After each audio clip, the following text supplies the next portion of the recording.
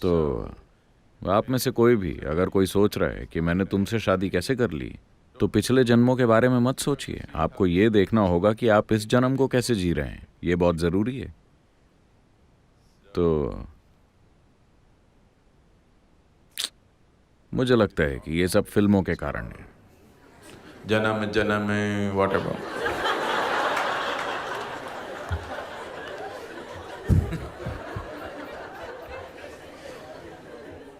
मेरे ख्याल से नई फिल्मों से ये सब जा चुका है ना? आप 70 और 80 के दशक की फिल्में देखकर बड़े हुए, इसीलिए आप जन्म जन्म के चक्कर में पड़े हैं। देखिए, सभी यंग लोग नई फिल्में देखते हैं। वो जन्म जन्म की बातें नहीं करते। आजकल वो रिश्तों और उनकी एक्सपायरी डेट के बारे में साथ ही सोच लेते हैं।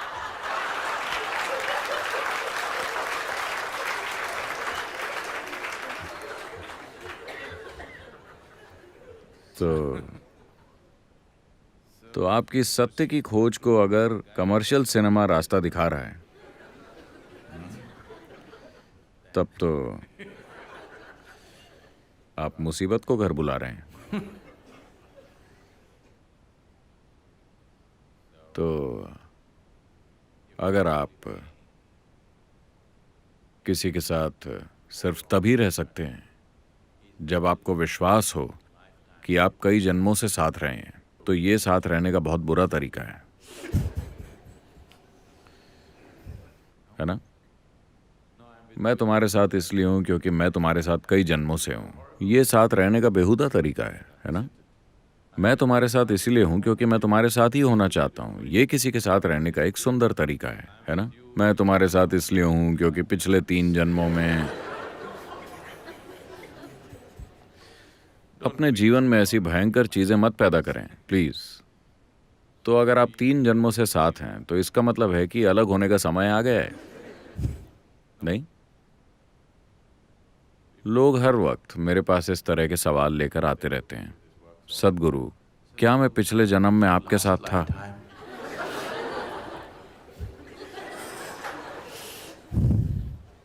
क्या आपको लगता है कि अगर मैं पिछले जन्म में आपसे मिला होता तो मैं फिर कभी दोबारा आपके सामने आना चाहूंगा? In front of you once again.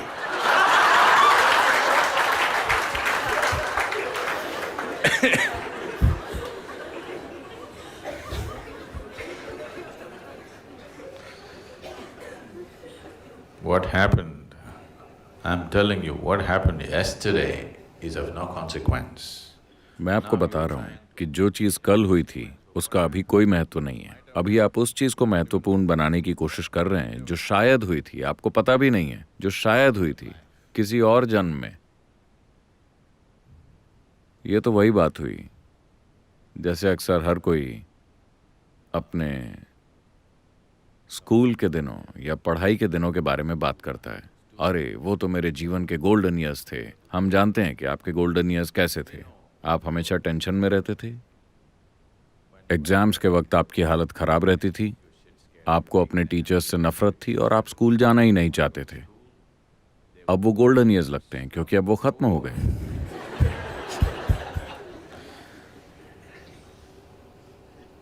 क्योंकि अब आपको स्कूल जाने की कोई जरूरत नहीं है, इसीलिए वो गोल्डन है।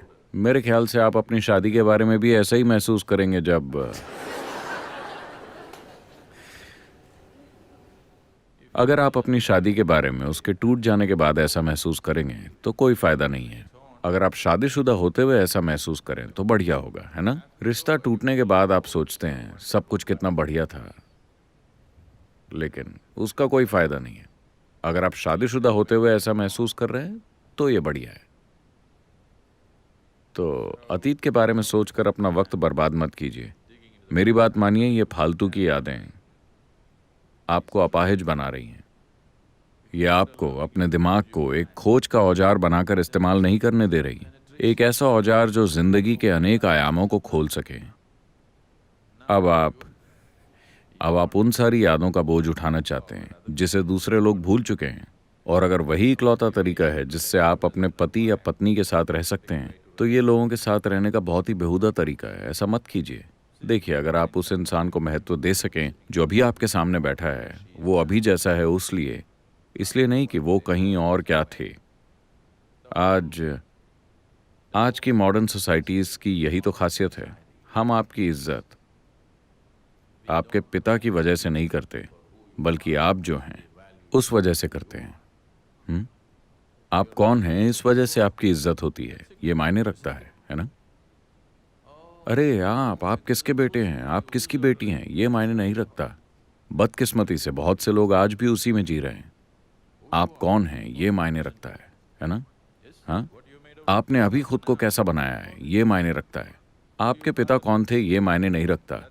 राजा महाराजाओं के दिनों से मॉडर्न जमाने तक का सफर तय करके हम यही बड़ा बदलाव लाए हैं। हम थोड़े अस्त व्यस्त हैं, पर ये एक बड़ा कदम है ना? है कि नहीं? ये बहुत ही महत्वपूर्ण कदम है कि कोई मुझसे नहीं पूछता कि तुम्हारे पिता कौन हैं।